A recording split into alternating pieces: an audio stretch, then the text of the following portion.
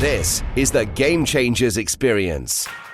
Deep dive conversations with leading business disruptors, Olympic athletes, celebrities, entrepreneurs, and influencers from around the world. This show will teach you insights about the winning principles in mindset, productivity, marketing, branding, entrepreneurship, business strategy, and more. Hosted by productivity authority, business strategist, former elite athlete, author, and public speaker, Adam Strong. Hello, everybody, and welcome to the Game Changers audio experience with myself, Adam Strong. Hope you're doing a fantastic day, week, month, whenever you're listening to this amazing podcast, whether you're listening to us in real time or you're listening to the pre-recording show on all the good podcast platforms out there as well. So listen, today is going to be a great session. I've got a good friend of mine. I was introduced actually probably only a couple of months ago, maybe even a month ago.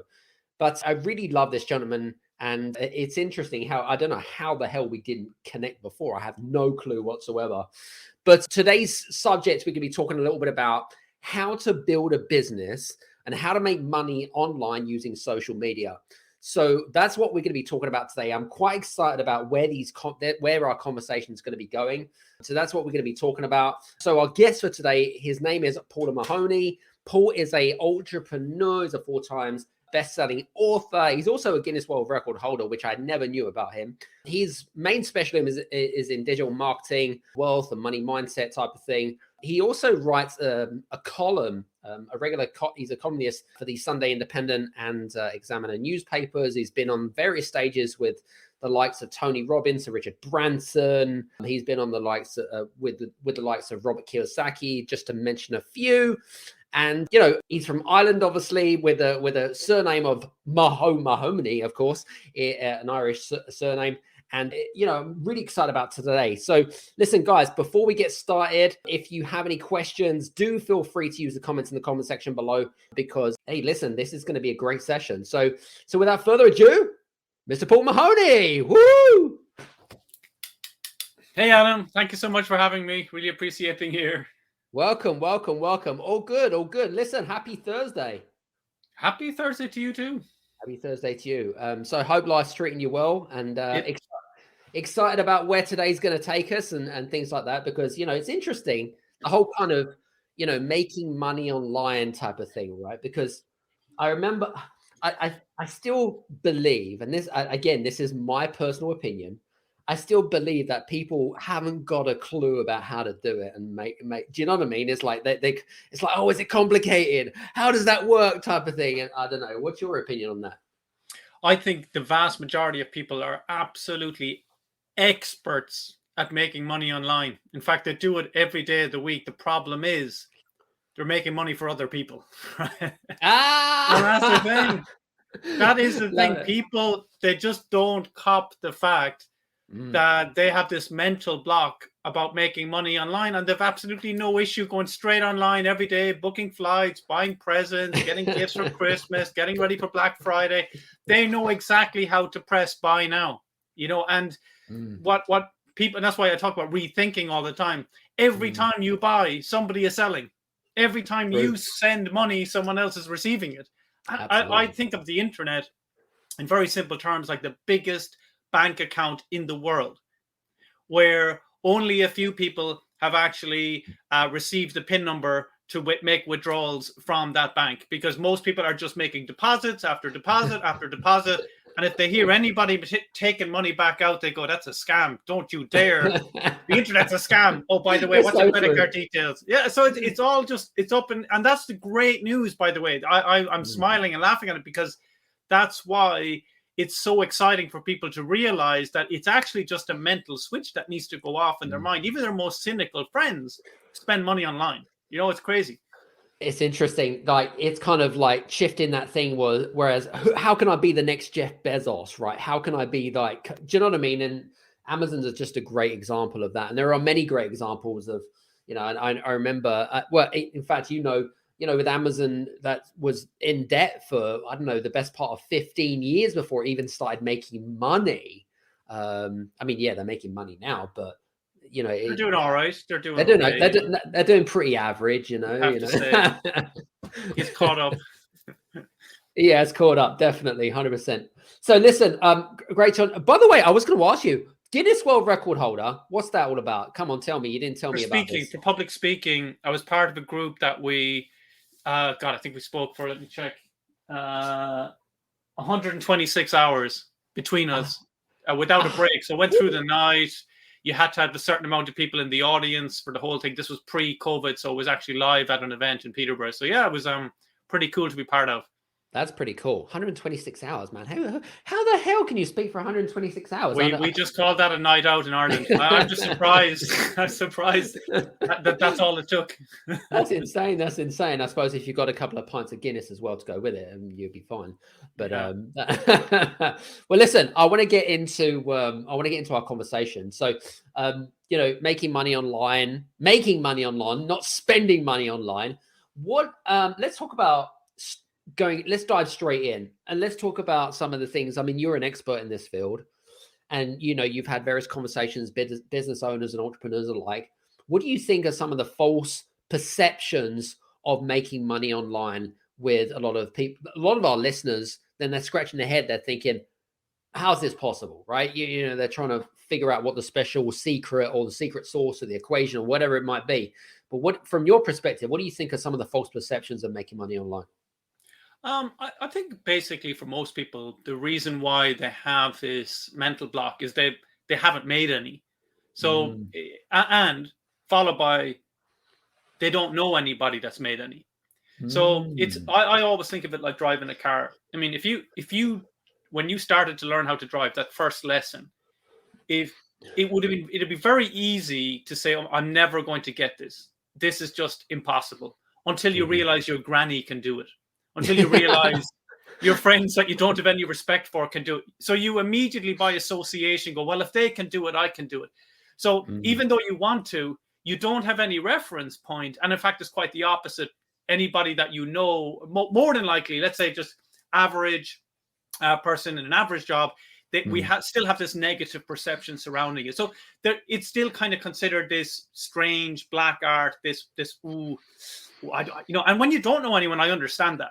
Right. And then, like you just mentioned, Jeff Bezos, suddenly people compare themselves to the richest person in the world, like that they're the only two things. There's you who've never made money online, and then there's Jeff Bezos. It's like, well, what about everybody else in between? So and then you're obviously going to think you need a website, you need to code, you need to do all these things that we build up as being complicated and being technical, and you need your own product, and you need a service, and you need a business, and you need a business loan. And then it's very easy to build it up into something that quite simply it's not. But I can see why it's easy to justify why it's not even worth getting started. Yeah. I mean, you go from one extreme to another. I mean, it's a bit like if you want to be a marathon runner, why would you compare yourself to the world or Olympic world champion of being a marathon runner and comparing him to you or her to you? It just doesn't make any sense to me. All right. It's just from one extreme to another. It's funny that you say that. I ran 2 marathons this year. Right. And I've never ran a marathon before in my life. I've never trained for a marathon. Okay. And I don't have the time. As in, if I told my wife, oh, I'm going to train for a marathon. So do you know what that means? It means for 6 months, I'll run 5 miles, then 10 miles, then 15 miles, then 20 miles. I'll even run 24 miles and then stop and then say, okay, I'm nearly ready. Right. So I run every day somewhere between 15 minutes plus, but my minimum is 15 minutes. And I just decided, you know what?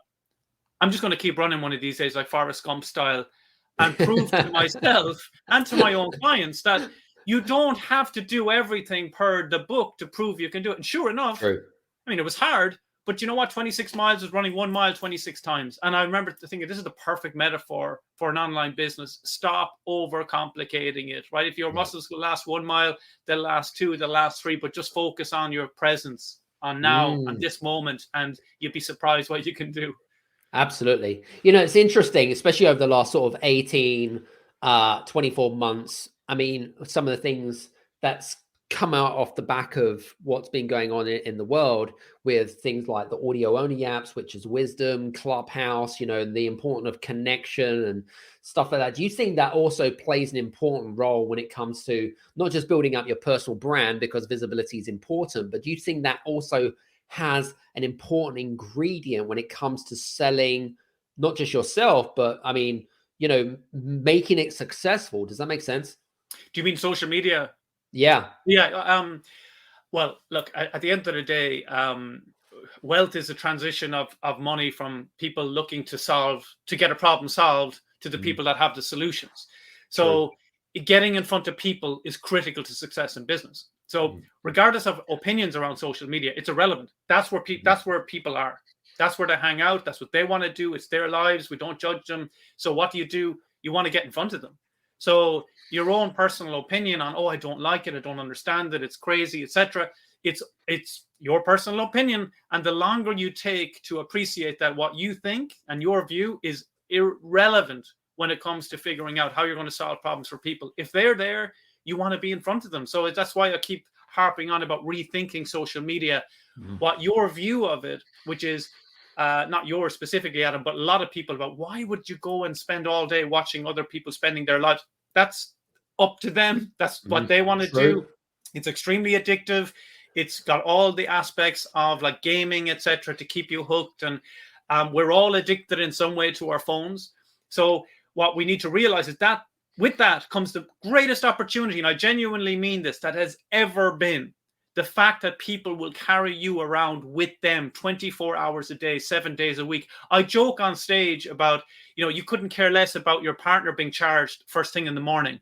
But if your phone has only got 11 or 12% battery, it's like an absolute nightmare. Oh my God, how am I going to get through this morning, right? And with the moment people start to realize, like, that's true. People actually would rather lose their purse or their wallet than their phone. Right. True. That's the mindset that people have, that this is their world, and great, right? Because that means you have the opportunity to get in front of them, but use the platforms that they want to be in front of. And let me just add to that as a caveat: it doesn't mean that you have to be on social media talking about you, right? In social media, there are there are 3 I's, right? There's an I in social, and there's an I in media. Where's the other?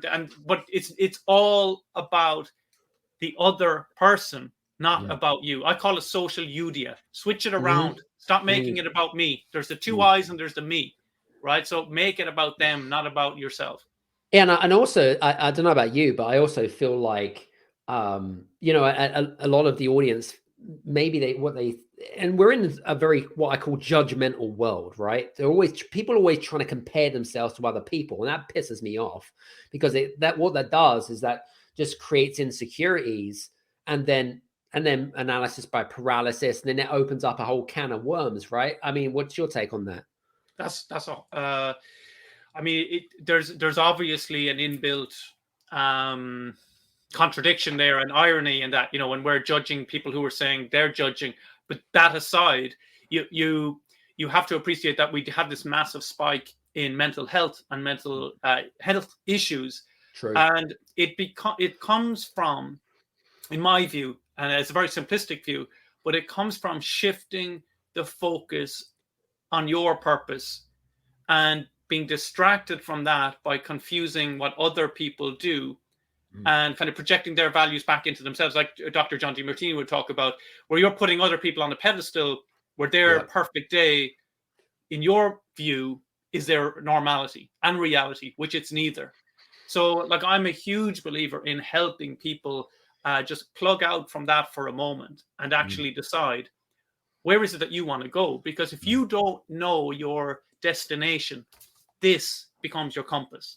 Absolutely. And that's what's leading so many people astray, is this is telling them where to spend their time, their energy, their focus, their money.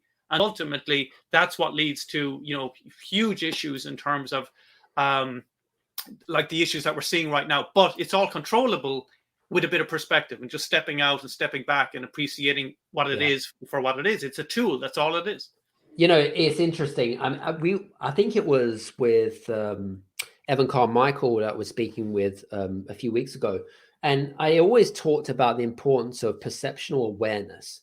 Do you know what I mean? Like, literally knowing your surroundings, knowing your strengths and weaknesses, knowing your environment and where you're at, what makes you happy and stuff. And I think it's so important. And I think that you've highlighted even more that is even more important in this day and age, especially when it comes to visibility, making money online and stuff like that.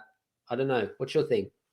What do you Yeah, think? agreed. And I mean, so much so that I've literally created a charity and a company around getting to people when they're little people, because it's we target children from 7 to 17, where it's very easy to teach this as a skill, because we as adults we were not born into a world that they're being born into. We True. actually don't know, our brains don't know how to handle this constant bam, bam, bam, bam. And then so naturally, most people say, this is bad. Take your kids away from screens. It's not like how it used to be in our day. They need to be outside more. And, we constantly projecting an old view of the world onto our children, which of course our parents did to us and their parents did to them. We're just repeating the same process. So again, everything has an upside, in my view, at least, equal to that downside. So it's just open, exactly like you said, we need to have this awareness shift in terms of, okay, what's the perspective upside? How do you encourage people of all ages to use it in a beneficial way, and rather than saying this is bad, stop using it, all social media is terrible, it's creating such a judgmental world, such a polarizing world. People are polarized anyway. It just allows people to actually you get to engage in whatever interests you have. And unfortunately, every voice is now considered, maybe unfortunately is the wrong word. Well, I'll finish it out anyway, but I was going to say, unfortunately, every opinion is considered equal, which in my view should not really be the case. Like a PhD in something versus somebody who just knows nothing about that topic, one opinion, another opinion, they should not be valued the same. And that's a challenge, right? That's a challenge. Definitely when you don't know what's true from what's false. Absolutely. 100%. Very cool. I was going to ask you actually, some of the clients that you work with or maybe come across, whether it be people, entrepreneurs, business owners, some of our listeners potentially, what do you think before making a decision of, okay, so I've decided that I'm going to really go in and try to make money online, right? Build a business, whatever it is.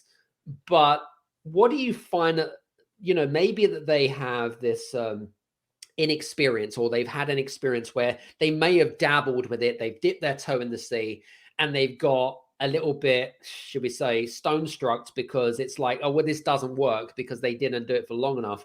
What do you think are some of the common mistakes that a lot of these entrepreneurs and business owners make when it comes to trying to build a business online? Great question. I think it's the biggest mistake. Let's assume they're business owners. I think the biggest mistake is that people can't get confused. Business owners get confused between the process of understanding online marketing versus their own product and service. They assume because they can't sell their thing that potentially nobody wants anyway, that the internet doesn't work. And I say to people, hang on a second, right? These are two completely different things, right? Yeah. They preload a lot of assumptions around, well, I want this, and this is going to be amazing, and this is what I'm going to do, and I'm going to get my passion into my purpose. I'm going to do all this stuff, especially beginners at the start of their business. And basically, the metaphor I use, people really can relate to it, is they want the Ferrari while learning how to drive. And so you never learn how to drive in your dream car, right? You learn how to drive in a croc. So you learn how to get from A to B, right? You learn how this works, because as soon as you have your license and you understand how the road works and how to stay on the road and stay between the lines and deal with traffic, you can drive any car later. So I say to people, learn the system first and don't be emotionally connected to it, because it's like writing a book that nobody wants to read. You say, oh, I don't know why that didn't sell. It's because the cover was crap. It was nothing to do with the content. How could people judge the content if they didn't buy the book? The same with the product in your business. Learn the system first. That's why I'm a huge advocate of sell people other businesses' products. Like you mentioned, Amazon. Most people still don't know that right now, today, you can sell anything on Amazon, whether it's a camera or a book that you haven't built. You could sell it today and make money, right? And people, what? Who? How? And the reason they resist is they don't know anybody that does it. True. But that's why that's the opportunity, though. That is the opportunity. It's because the people don't do it. It's only a matter of time before. I genuinely believe in the next 5 years, that more people will have online businesses than jobs. That's where we're going, because people will realize you cannot rely on somebody else to make you money. It's going to come back down to you ultimately. Absolutely. 100%. Love that. Very cool. For you guys that are listening in, by the way, if you are listening in, do give us a like, share, or comment section below. And if you are listening to the pre-recording of this show and you have any questions for Paul, please do me a favor. You can also get access to him by clicking on any of the links on the access below and reaching out to him. Just mention the podcast as well at the end of it. So interestingly enough, I was thinking about, we have, as in like me, you, everyone in the world has been programmed into a particular way of traditionally making money, right? And normally that is going down the route of let's trade time for hours, time for pounds, time for dollars, whatever a currency is.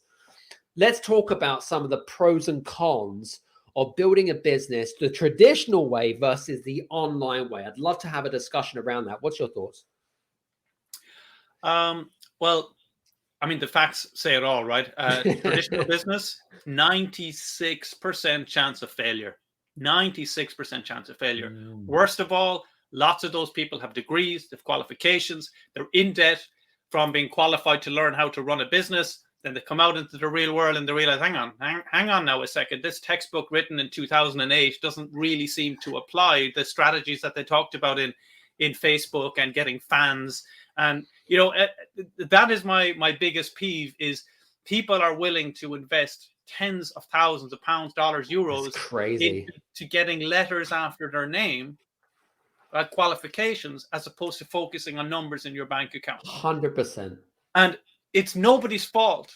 It's a crossover of generations. Like this, let me name drop here. I just got an article in Forbes last week where I literally talk about this topic, that this did work up until around the year 2000, the late 90s, that this old process used to work. However, the idea now of a traditional business, it's too outdated. You just have to look at some of the biggest brands in the world that have had to shut down because they didn't move with the times. Now, that's one side of it. The other side is, if you go online, no bank loan, right? No writing your first work of fiction, which we call your business plan, right? Anybody who's ever written one, you've written a book, you've written your first novel, right? Nobody believes it. The bank doesn't believe it. People ask, why do banks give money to people if they don't believe in the business plan? Because banks lend money. They are in the business of loaning money to people who are going to keep needing to borrow more money, right? Think about that. That doesn't make them bad. That's their business model. They give money to people who actually really need it.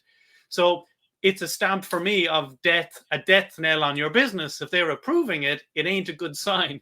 So with online, you don't need to borrow money. In fact, if you go into the bank and ask them for it, they're going to say probably not for an online business, because they think, hang on, where is this going to be a long-term bad debt on our side or an asset in their books?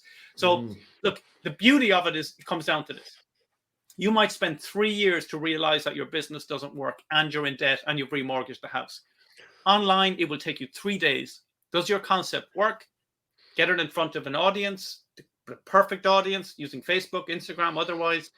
And if they say no to it, well, then don't go create that product. You've just got instant, real-time market feedback.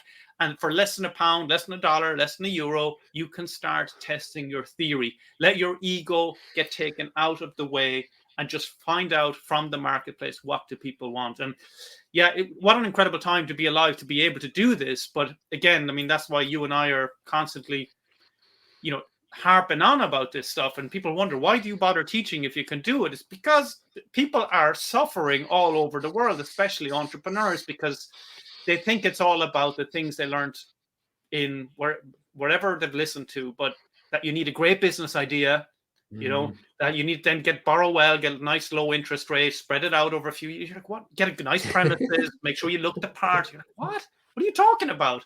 It's like living the fairy tale, keeping up with the Joneses, Paul. That's what it is. Yes, correct.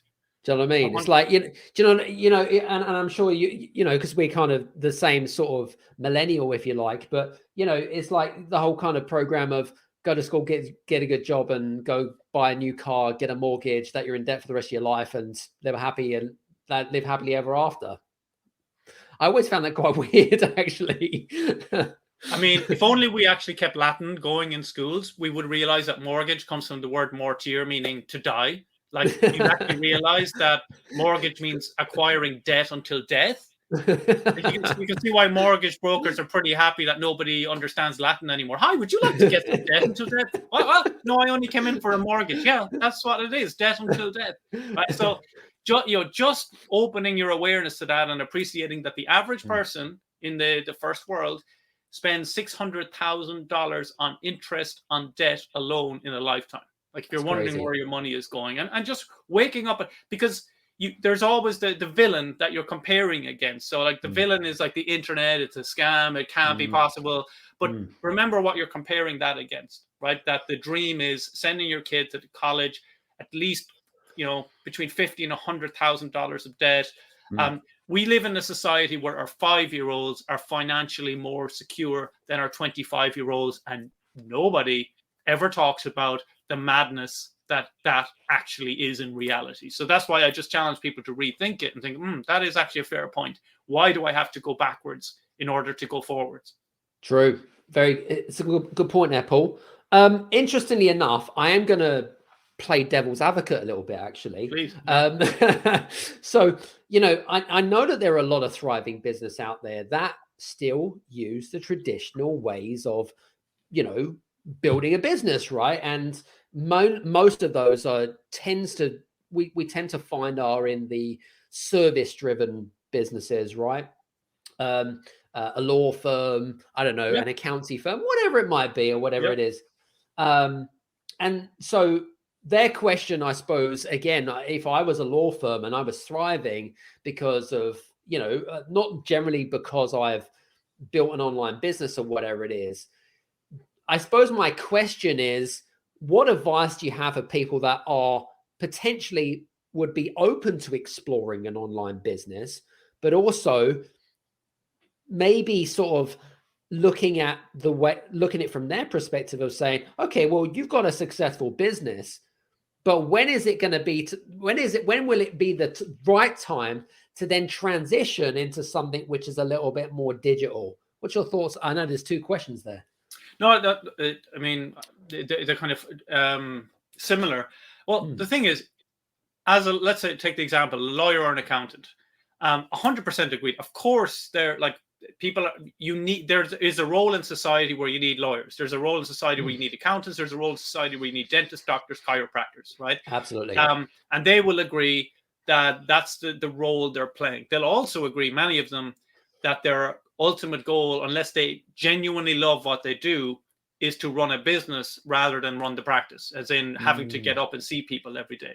So it comes down to a simple question. Do they want to grow more? And if the answer is yes, to say, okay, well, let's look at the cost of acquisition of clients through the traditional method, or let's look at, can we acquire clients in today's world where 2 years ago, if you wanted to see a lawyer, it wasn't even considered a thing that you might do it online because there's so much privacy involved. And what if somebody hacks in and finds out? Now it's like, well, why could you not represent somebody? Now, other than, I'm trying to think of example, dentistry, chiropractic, that kind of stuff is going to be difficult. You're going to have to, at some point, physically see somebody in a room. But law, accountancy, not required. So depending on which it is, if there is an actual physical requirement, how do you go digital?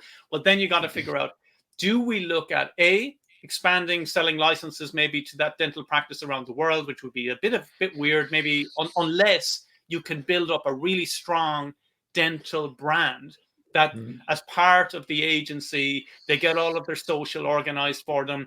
As part of it, you run local ad marketing for them, because you'll destroy all your local dentists in terms of, if you know what you're doing in social media, you'll be able to get in front of everybody within a 20-mile radius. And the other option then is, well, look at things like let's say Smile Bright in the UK, where like they run ads to get, literally they're taking orthodontists out as a practice. They're going straight to the dentist, one dentist who you never meet. They're taking orthodontists as a practice out, unless obviously it's complicated cases. So you've got that option, which is completely global, because they print those wherever you are, send them to you over a week, every week, a different one. Veneers are online, teeth whitening. There's lots of options that you can do and add to what you already do, and use your credibility in that space so that you can go into it in that way and expand in that way. That would be the way I'd go, because there's higher margins, lower costs in terms of people and headcount. Love it. Love it. Very cool. Interestingly enough, and again, I know what some people might be thinking, and including some of our listeners might be, well, Paul, this all sounds really good. This all sounds like good to be true. But Paul, I don't have anything to sell online. I don't have a product. I don't have a service. I don't have any of those things. Yeah. So what can I do to make money online? Let's have a conversation about it. Sure. Well, I mean, that was me. I just to give people a background, I worked in a corporate job, worked for a US multinational medical device company for 9-10 years. Quit my job after attending a Tony Robbins event. And as you do. Yeah, as you do. Nothing to sell online, no business experience. I did not, I mean, I had an MBA, which I'll still continue on, no business experience. So Tony has that effect, by the way. I had no expertise. I didn't, so, and that was when I came across this thing called affiliate marketing, which so many people who have ever dabbled on the internet have, for some reason in their mind's eye, said, oh, that stuff, affiliate marketing. Oh, and immediately they just turned their nose up. I'm like, oh, that's interesting, because I did the same. I remember my first ever, he became my mentor. I was at a workshop with him, and that was when I made my first money on that day. But he literally was asking me, what are you going to promote on your social media? And I said, oh, I don't have a product or service. And he just said to me, what time did you come in today? And I said, what do you mean? He said, did you miss the first 3 hours this morning? I said, no. He said, you heard me talk about affiliate marketing for 3 hours, right? I said, oh, that stuff. Oh, I don't know, is it my morals or my ethics or the way I was brought up? But I'm not comfortable promoting products that I haven't used. I'll never forget how he looked at me and he smiled and he said, okay, Mother Teresa, you can spend the next 5 years spending your money with your ego, deciding if you think other people's stuff meet your guarantees, or you can use a magic tool called Google and type in the name of the product followed by the word reviews and use other people's money to work out if something is good enough or not. He said, get your ego out of the freaking room. And I was like, wow, like this guy is 100% accurate. And then I remember my immediate response was, yeah, but what if they buy it and they don't want it? They'll blame me. He said, that's why you only promote products with money back guarantees. And I remember thinking, well, why didn't you just freaking say that? And I would have bought it, right? So it becomes very obvious. He said, when you buy a book on Amazon, do you first of all buy it, read it, and give it back? Or do you read the reviews? I said, I check out the reviews. And he said, how is this any different? I said, it isn't. He said, exactly. And from that moment on, and literally that night, I made my first sales online, $44.20 while I slept on my aunt's floor in Arundel outside London, because I couldn't afford a hotel. I'd quit my job, etc. I remember thinking, I need to sleep more, because I made more money while I was asleep than while I was awake. And that was it. I was hooked. I realized this is it. Like, it just took a few moments. I'd made money. And now you could literally scale it to whatever degree that you wish or that I wanted. And then later, yes, I created my own stuff. But, once it had been proven to me, but it was a mental block more than anything. It wasn't a technical block. Do you think it was also plain ignorance as well? Well, he had talked about it for 3 hours. The thing is, you only hear what you're willing to listen to. True. I had this massive, he was very good in that. He said, Paul, the biggest reason why most people that aren't making money online are not making money online. He said, are you ready for it? I said, yeah, I'm ready. He said, it's because they have nothing for sale. What do you mean? He said, ask them, what have you got for sale right now that somebody can buy? And their response will be, he said, the answer is nothing. And he said, the reason why is because they're afraid to give their bank account details to partners because, stranger danger, never share your bank account details. He said, if I did business cards anymore, the only thing I'd put on it is my bank account details. He said, that's how they can contact me, right? And it's very smart. But he said, people who won't give their PayPal address, they won't give their home address, they won't give So he said, how are people supposed to pay you if you have nothing for sale and nobody has your bank account details? And I was like, guilty as charged. True. How can you make money when you have nothing for sale? And but here's the thing, Adam. we're all children in adult bodies. And when we are challenged on something that we get out of our comfort zone, in my perspective, I'm dealing with tens of thousands of people. The same thing happens. We turn into children.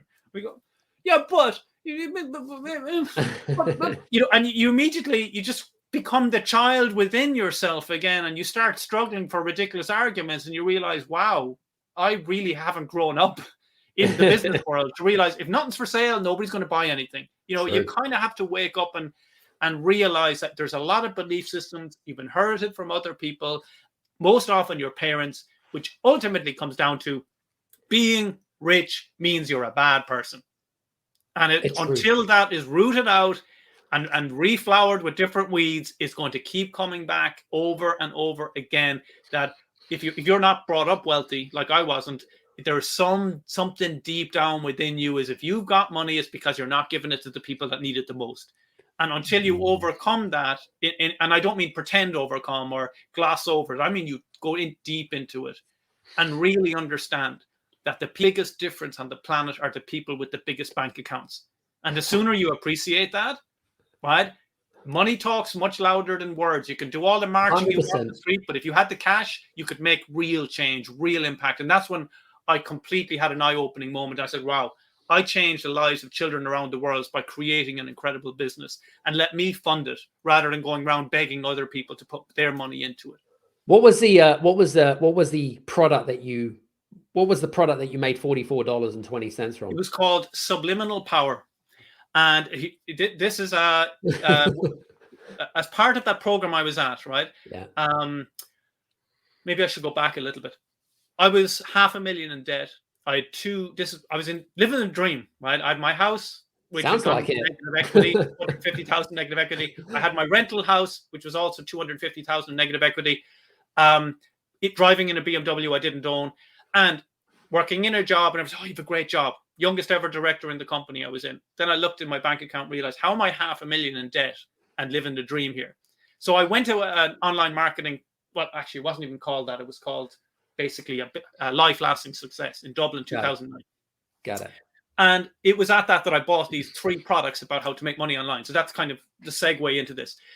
At the third and final one of those, I had quit my job because I'd been to Tony Robbins, but I hadn't made a single penny online. At that event, after I had that conversation that I mentioned earlier about affiliate marketing, we then moved on to, he said, so what are you going to sell now? And he looked at my work laptop, which I hadn't given back, actually. I must give back to him. As he could see, I was using this software. And this software, for those of you that are not technical and you hear the word software and you shut down, there's no need, right? This software, you used to plug in a CD and you typed in your goals, what your goals were. And every 2 to 5 seconds, it would flash the goal up really quickly. So the theory is, subliminally, you're looking at your goals every 5 seconds, and it switches between your goals. And it had worked amazingly for me. I'd literally hit. I'd health goals. I had goals around quitting my job, and it all actually happened. And he said, "Why don't you promote that?" And I said, "Because I don't own it." And this is literally what I was thinking. Even after him telling me about, he said, like, "What's wrong with you? Like, we've just gone through this." And I said, "How do you know about it?" He said, "Because I recommended it to you in your homework. You bought it through me." He said, "I'm actually one of the testimonials." I was like, "Oh, you made money from me buying this?" He's like, "My God, you are like the quintessential cynic. Do you not understand it's the same price?" I was like, raging, right? And you realize, wow, you turn into a child. Like, you turn into a child. So he said, just go to he actually with me, and he was younger than me. Go to the website. Scroll down to the bottom, click on the link, put in it, and it asked for details. He's watching me. He said, "Put in your address." I said, "No." He said, "Okay, put in my address." And he started typing it in. I said, "What are you putting your address in for?" He said, "That's where they send the checks." He said, and that's when we had the conversation about, do you want to get paid or do you want me to get paid? I was like, okay. And sometimes you need that slap of reality. So that link, I finally went through the process. We got a link. And the link was there.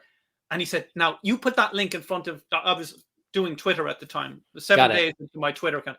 He said, "Put that link in front of your followers." And I said, "Mark, I've never written a tweet." He said, "Either have I." He said, "Read the website, take 1 or 2 lines out and just put it up as a post." And that's exactly what I did.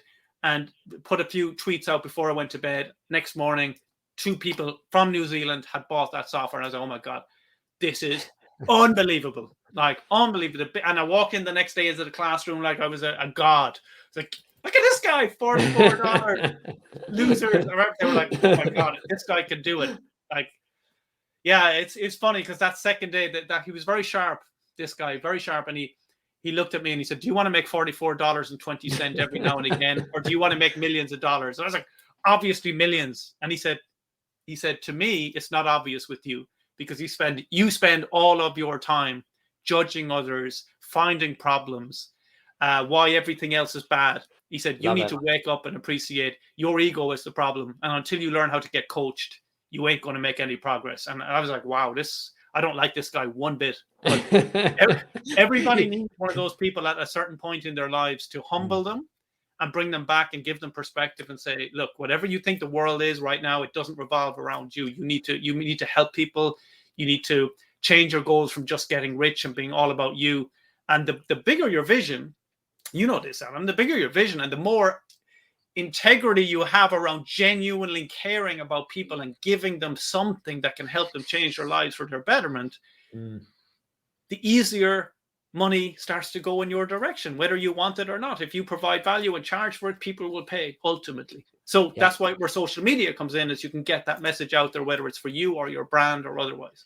Yeah, it's interesting. I love the fact I picked up some golden nuggets from your conversation there, but I think the ultimate thing for me was like, getting people to call out your bullshit, really, in a nutshell, because that's essentially what it is. It's essentially saying, well, hang on a minute, you think this, but actually you're wrong, and this is why you're wrong, type of thing.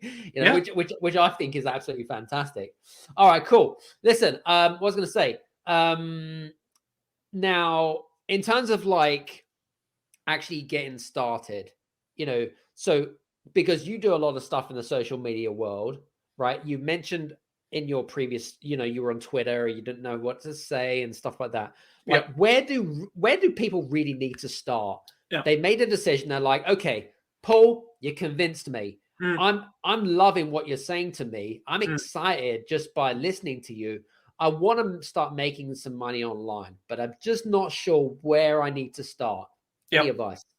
Yeah, I mean, I'll give a shameless plug. I would read my book, Rethink Social Media. I mean, and then make an informed decision if it's for you or not. Yeah. Like we've sold, I don't know, we sold 20,000 on the first day. Like we sold so many, like people loved it. But here's the thing.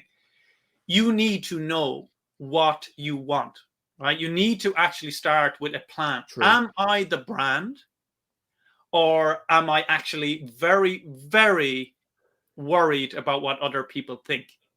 If you are honest enough to say, and this is so common, it's called the chameleon effect, where you change how you introduce yourself to people based on who they are. You are very, very maybe worried is not the word, but we'll use it, worried about what those people think about you. So that is a massive Achilles heel starting out, because you say, how do I do this without my friends and family finding out? Now, if this is resonating with you and going, oh my God, that's exactly what I was thinking. That was exactly what I was thinking. I want to get money from strangers, but I don't want my friends or family to know. Perfect. You should not be doing a personal brand, right? Later, maybe get into that, but you need to create. So know that from the start. Okay, I'm going to create a business. I'm going to create a brand. It's nothing to do with me. Otherwise, you might be the influencer. You might be, no, I want to do this. I want to be like Adam. I want to get what. Perfect. So if you know which it is and pick one, start with that. Then go and get your social real estate in place. Your Instagram account, your Facebook page, your Twitter account, your YouTube channel, your LinkedIn page, your Pinterest account. Get the basics, the big 6, the big 7. See is your name available, your brand or your personal brand, or a version of it. And now at least you've got that set up, right? And put a consistent image across them all, a consistent brand image across them all. Look for consistency, because consistency creates believability in your mind's eye of your clients. Then pick one and start with that. Probably Facebook for most people, unless you're business to business. True. It would be LinkedIn. Start with that, grow it, put a bit of effort, time into it. I'm going to give you all some really good news. I do all of my social media for an entire year in one day. That's it. Right? So lots of people think, oh, he's social media. I don't check it. I don't get involved in it. I spend 1 day per year videoing content, and it's up to my team to cut that, splice it up, dice it up, mix it up, whatever worked, we do again. That's it for an entire year. So again, that will come like, like it sounds like angels from heaven for some of you when you realize that's possible. Yes, it's possible. Because instead of every week starting the week, what will I say this week? Start with a longer term vision, just like we talked about earlier. The bigger your vision, the easier the money is. What's your vision for the year, right? Decide what do you want to be coming out with every quarter. It forces you as a business owner to start thinking longer term rather than how do I get cash in tomorrow. It's how do I provide value? What's going to be the natural story I'm telling here? And then divide up your day to create content about those topics.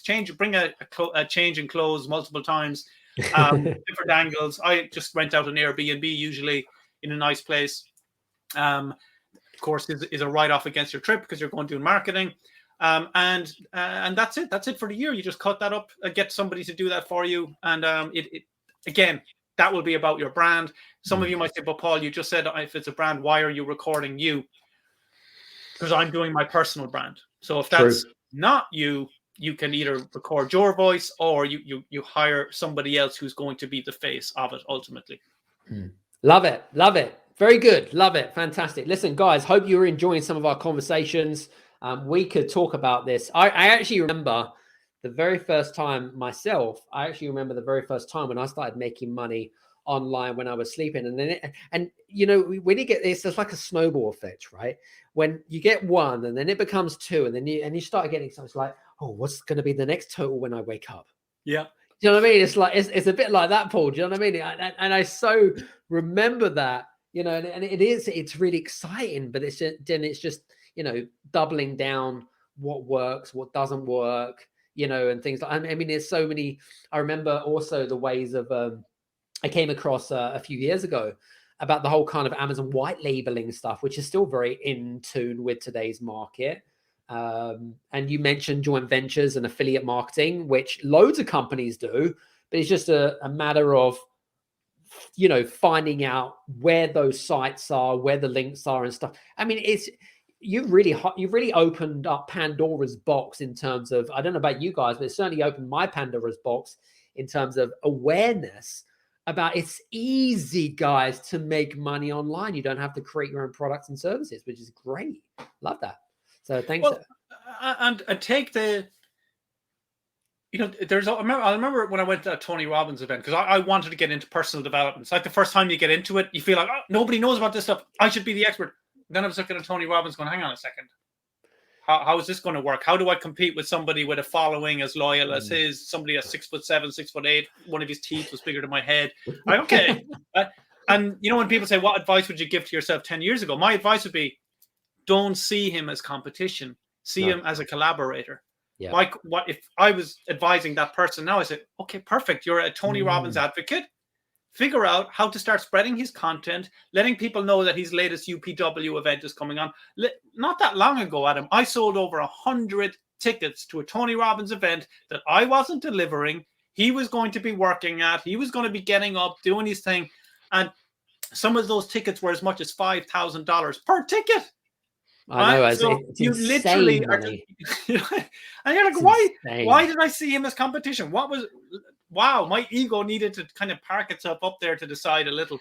Just help that person get wealthier and let him do the work. See him as one of your staff members. It's a very different perspective, and you realize I'll never run out of people to promote because I'm always paranoid about all these competitors. Think of them as collaborators. Help them get wealthy. You'll get wealthier. What's really interesting about what you just said there is also it's a fair exchange, because if you think about it, right, you're helping Tony promote his event and he's compensating you because that's the fair exchange. That's the collaboration, right? And it's interesting because, and listen, I've made mistakes, and I'm sure you definitely made mistakes as well. And about the fact that, you don't look at it from that perspective. It's like, well, you'd very much highlighted in our conversation today about, if it's not mine, I shouldn't go out promoting it. But actually, collaboration is so underestimated and it's so under-leveraged because you can leverage it the hell out of it. It's so good. Adam, it's ego. It's ego. It completely. That's exactly what I was going to say. Think about it. The nerve you have to say, I've just created a product and it's better than anything else in the world. They should buy from me. Like, no, I'm sorry. I don't care what it is.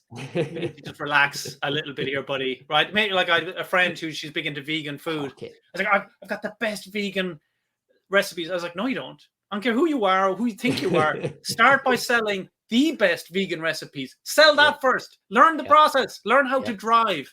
And then later, your brand new car that you feel is better than the Tesla. Let's test it out, but at least you'll have the bills paid.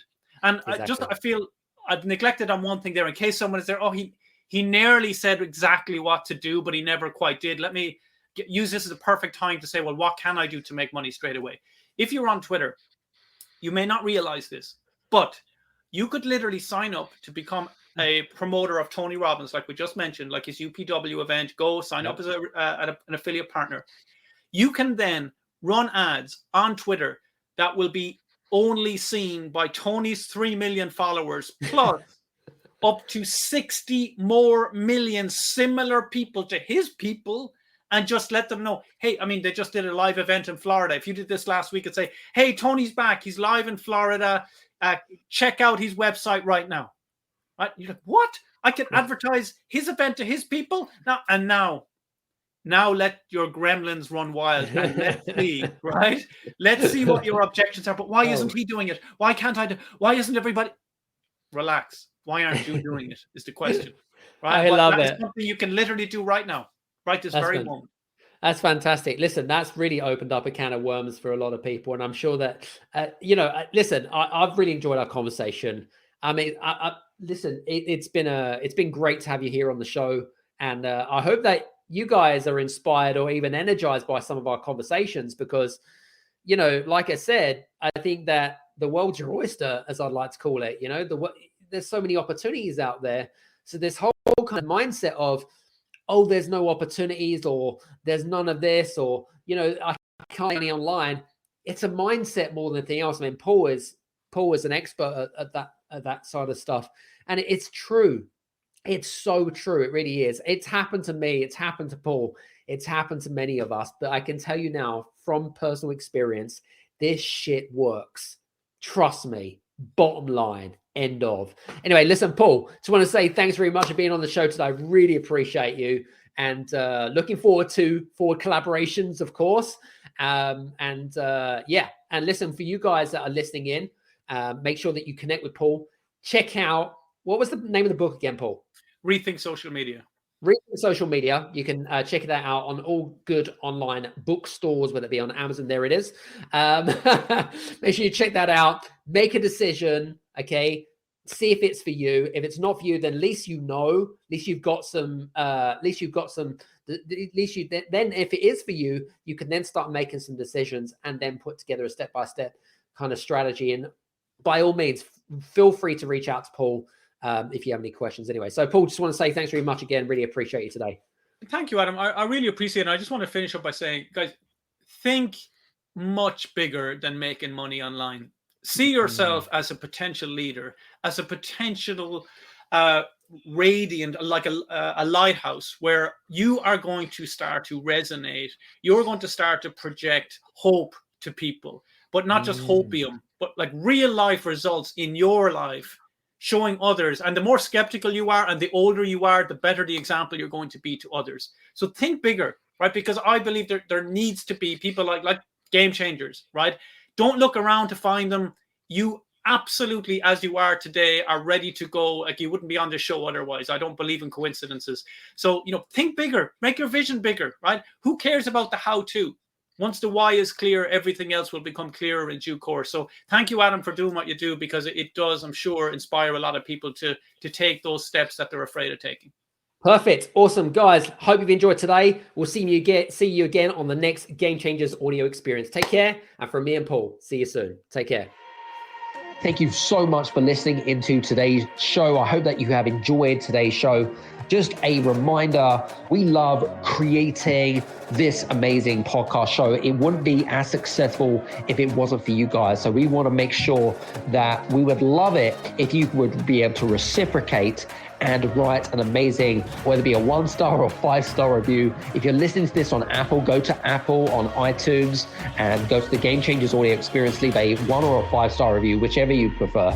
If you're listening to this on Android, whether it be on Amazon Music, Spotify, Google, Stitcher, and all the good Android platforms, go to podchaser.com. That's podchaser.com, and leave a 1 or a 5-star review on there. We'll be extremely grateful. Thanks very much for tuning in. We've got some great shows coming up. Cheers.